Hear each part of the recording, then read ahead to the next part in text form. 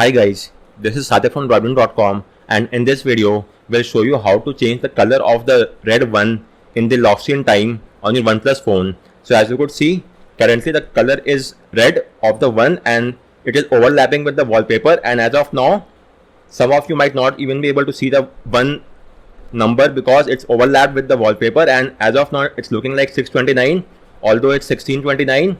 So to avoid that from happening, I'll show you a nifty workaround using which you could change the color back to white of the one number in the lock screen. However, the only drawback of this method is that it will only work on the lock screen and AOD. It will not work in the home screen. So in the home screen you will still get the time as 6 with the red one, but for me that is not a cause of concern because I usually see the time in the lock screen itself. I don't unlock the phone to see the time. I always see the time in the lock screen, and for me this workaround is quite handy and efficient. So if that is the case with you as well, then let's get started. So let me first show you the status of the tweak that I'm talking about. Initially, this is the thing. As you could see in the lock screen, you will get something like this. It's the current default state, but after carrying out the workaround, you will get the number. As you could see, it will be in a white color, one white, and that is it. So this is the end result that we will be getting after carrying out the workaround. So if that's well and good, then let's get started. First and foremost, you will have to root your phone via Magisk. For rooting, I will take an easier approach, that is installing the recovery file. For one-time usage, you may also root your device without the DWRP by extracting the boot.img file, patching it via Magisk and flashing it via fastboot command. But in my case, I'll take a slightly easier approach and take the help of recovery and simply flash the Magisk zip file. So if your phone has a recovery as well, then you may refer to a guide, this guide. But if your phone does not have a recovery, then you may check out this guide and extract the boot.img. If your phone had Android 12 or older version out of the box, or use the init boot if your phone came with Android 13 or higher version, then patch it via Magisk and flash it via fastboot command. I've given the command as well. Or if you have a recovery, then let's simply flash the recovery file. For that, you just have to check if your phone has a recovery partition or not. So if your phone does not have a recovery partition, then you will take the help of boot partition. If your phone has a recovery partition, then you could simply flash the recovery in the recovery partition. As of now, my phone does not have a recovery partition, and this is the best case scenario for me because I don't want to permanently flash the recovery. I just want to use the recovery for one-time usage, that is to flash the Magisk. So for me, I'll just use the fastboot boot command to temporarily boot my phone to the recovery. But if your phone has a recovery partition, then you will have to flash the recovery, and that recovery will be permanent. You may then remove the recovery by flashing the stock recovery file, and the recovery will be removed. So with that said, first and foremost, verify via these three commands if your phone has a recovery partition or not. If it does not have a recovery partition, then you may use the fastboot boot command. If it has a recovery partition, then you will have to use the fastboot flash recovery command. So these are the commands in my case. The first command will work. So let me first boot my phone to the recovery. For that, you have to enable USB debugging on your phone as well. So go to settings menu, then go to about device version and tap on build number 7 times. You will get a prompt that you are now a developer. Then go back, go to additional settings, and you should now see developer option. Go there and enable the toggle next to USB debugging and OEM unlocking. After that, you also have to unlock the bootloader on your phone. This will wipe off all the data and might make the warranty null and void as well. That is quite obvious. So please make sure to unlock the bootloader as well. Once you have checkmarked both the requirement, let's now boot our phone to the fastboot mode, and then we'll flash the recovery onto our phone. So type in CMD in the address bar of platform tool folder. You may get hold of the platform tools from my guide as well. So get it from my guide and extract them onto your PC. You may extract it anywhere you want. Once you have done the extraction, type in CMD in its address bar and hit enter. Now type in ADB reboot bootloader and hit enter, and make sure that you are getting a serial light that your phone is now booted to the fastboot mode. It might take a few seconds for that to happen, and once it's in the fastboot mode, let's now verify the fastboot connection as well. So type in fastboot devices and hit enter, and make sure that you are getting an ID. If you are not getting any ID, then you will have to install fastboot drivers. I have made a separate guide and a video on the same. You could refer to my guide and the video and get the job done. Once you have installed the drivers, just a minute, let me show you. So you may get hold of the driver file from this guide and install it onto your PC. Once you have installed the drivers, right click on the Windows icon and choose Device Manager, then expand the Android phone section and make sure that your phone is being shown as Android bootloader interface. So this as well as the serial ID next to fastboot signify that the PC is able to read the phone in fastboot mode, and we are now good to go ahead. So now let's proceed ahead with the next step. Again, I am repeating, I am simply flashing the recovery file because I have to obtain root. If your phone does not have a custom recovery, then you may simply extract the boot IMG file from your phone, patch it via Magisk and flash it via fastboot command. Both the methods will do. Our ultimate aim is to just obtain root. I am using a recovery because my phone has a custom recovery. And now if your phone has a recovery, then you may use the fastboot flash recovery command. If your phone does not have a recovery, then you have to use the fastboot boot command. Moreover, download the recovery file from the official website or from a trusted third-party site such as XDA website. Once you have got the recovery, place the recovery inside the platform tools folder on your PC. As you could see, this is the recovery file inside the platform tools. Now, in my case, my phone does not have a recovery, so I'll boot my phone for one-time usage. So type in fastboot boot twrp.img and my phone will now reboot into twrp recovery just for the one-time usage. If your phone has a recovery, then you have to use the fastboot flash recovery.img command, as you could see from here. So let's just wait.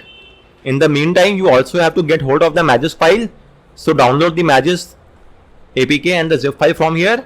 At the time of recording, the latest is version 27. So get hold of the Magisk zip file. So this is the latest one. Download both the APK and the zip file. And once you have got the Magisk APK and zip, you have to transfer the file onto your phone. If your phone is visible here, well and good. In my case, the phone is not shown here. That's not a cause of concern.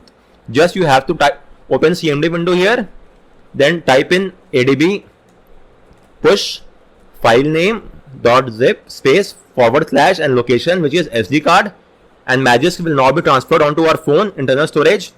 So as you could see, I now have the Magisk file onto my phone. This is the Magisk zip file. Likewise, if you may also transfer the Magisk APK file right now or even when your phone boots to the OS. So let's transfer the APK file after your phone boots to the OS. As of now, just the zip file will do. So now just choose the Magisk zip file and do a right step to flash it. The flashing will now start. It will take just a few seconds and then we will have obtained root. And now when I reboot my phone to the OS, the TWRP recovery in my case will be replaced by the stock recovery. This is because I have used the fastboot boot command. If you have used the fastboot flash recovery command, then your phone will still have the recovery upon a subsequent reboot as well. And if you want to remove the recovery, then you have to flash the stock recovery in that case. Anyways, now tap on reboot and choose system, and my phone will now boot to the OS. As of now, the Magisk has only been installed in the backend. In the front end, we have to still install the Magisk APK file, or you have to connect to internet and then launch the Magisk backend file to complete the process. In my case, I already have an APK file, so I'll simply install the APK to complete the process and then do a direct install of Magisk. Anyways, I will show you now what I mean, just to make myself clear. And my phone has booted to the OS, and now you either have to go to online and launch the Magisk app if it's visible. If the Magisk app is not been shown here, so as you could see, currently the Magisk is only installed in the backend. In the front end, it's not there.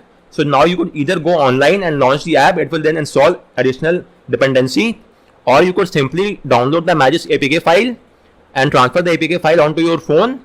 And once you have transferred the Magisk APK file onto your phone, simply install the APK. Just a minute, launch the APK, and now you will get the update option and not install option, because in the backend the Magisk has already been installed. Now tap on open. It will ask you for additional setup. So tap on OK, then choose direct install, tap on let's go, and now Magisk will patch and flash the new boot IMG file. And with this we are done. It will take just a few more seconds. So let's just wait for that to happen, and then we could move ahead with the next step. It is now flashing the new boot image, and now it's done. So tap on reboot, and our phone will now reboot to the OS. And with this we would have obtained root, and then we could start off with the process. So the entire process is quite short, but the requirements of rooting the phone via Magisk is the major requirement, and that is the only thing which will take the maximum amount of time. After this, we will have to install LSPOS framework as well. That will take just a couple of seconds. That's quite fast as well. So with that said, let's wait for the phone to boot to the OS. Then I launch the Magisk app to verify the root, and then we could proceed ahead and carry out the next step of installing the LSPOS module. So let's now launch the Magisk app. As you could see, it's now installed onto my phone. the latest version should be there. Just give me a second, I'll verify. As you could see, version 27 is installed.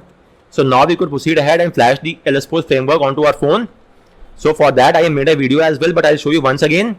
So we have rooted our phone via Magisk. Now enable Zygisk. So launch the Magisk app, go to settings menu, then enable the toggle next to Zygisk. It will ask you to restart your phone. We will not do a restart now, we will do a restart after flashing the LSPOS framework. So once you have enabled Zygisk, you will now have to download the Zygisk LSPOS framework module as well.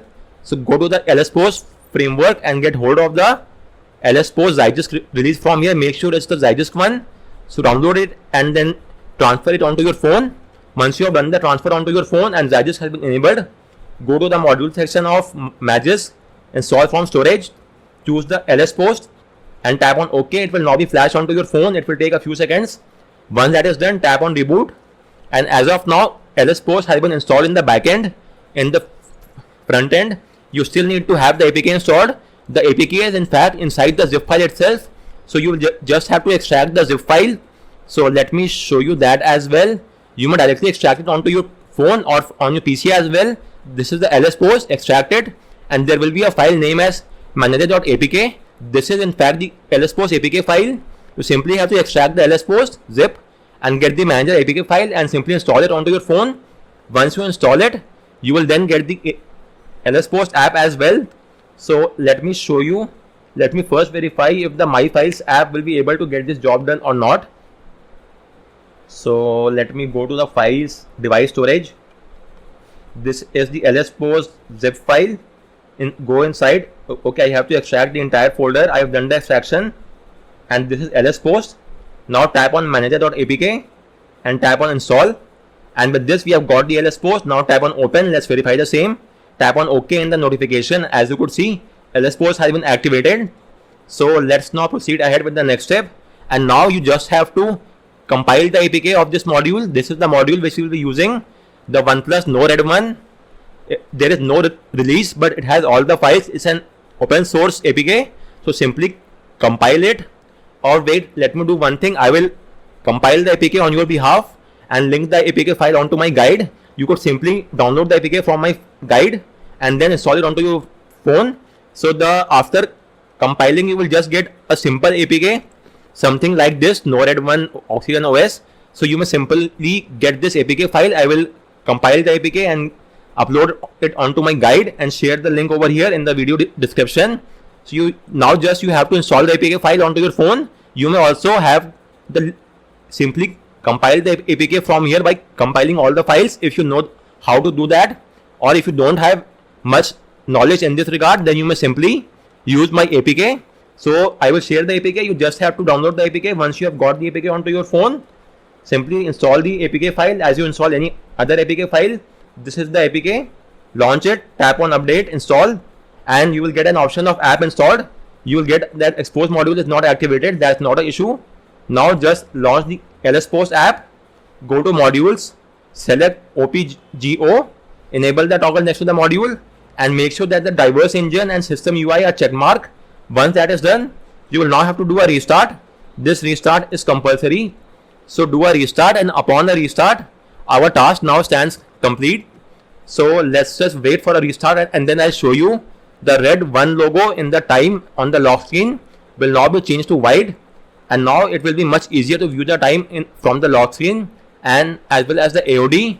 But in the home screen, the time will still be in a red color. As I've told you before, this tweak does not work on the home screen, but for me that's not a cause of concern because I always watch the time from the lock screen itself. I don't view the time in the home screen, so it's not much of a concern for me. And as you could see, the color of the clock has changed. In the lock screen, it's now white in color. Likewise in the AOD as well, as you could see in the AOD as well, it's now white. I don't know if the tweak will work across all the AOD styles. The current is the basic stock AOD style that I am using, and in this I get the white clock, but I don't know whether this tweak will work across all the other AOD styles or not. You are free to check and let me know. But as I told you, it will only work on the lock screen. It will not work on the home screen. As you could see, it's still red in color, but that's not a cause of concern for me. Anyways guys, on that note, I round up this video. If you have any queries, do let me know in the comment section. and thanks a lot for watching.